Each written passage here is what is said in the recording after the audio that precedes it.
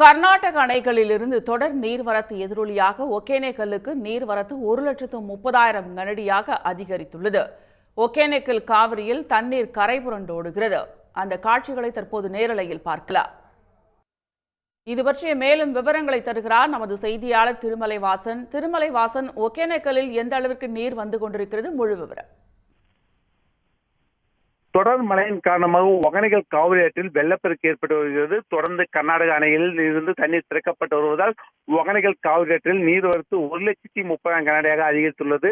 இன்று காலை 1,20,000 கனஅடியாக தற்போது நிலவரப்படி வினாடிக்கு 1,30,000 கனஅடியாக தண்ணீர் வரத்து அதிகரித்துள்ளது. கனடாவில் உள்ள கபினி மற்றும் கேஸ் ஆகிய அணைகளிலிருந்து நேற்று நிலவரப்படி வினாடிக்கு தமிழகத்திற்கு 1,30,000 கனஅடியாக தண்ணீர் திறக்கப்பட்ட நிலையில் கர்நாடக அணையில் திறக்கப்பட்ட தண்ணீர் தமிழக கர்நாடக எல்லையான பிலிகுண்டில் தற்போது நிலவரப்படி வந்தடைந்துள்ளது. தற்போது நிலவரப்படி தமிழக கர்நாடக எல்லையான பிலிகுண்டிற்கு வினாடிக்கு 1,30,000 தண்ணீர் வந்து கொண்டிருக்கிறது. இன்று காலை நிலவரப்படி வினாடிக்கு 1,20,000 கனஅடி நீர்வரத்து படிப்படியாக அதிகரித்து தற்போது நிலவரப்படி வினாடிக்கு 1,30,000 அதிகரித்துள்ளது.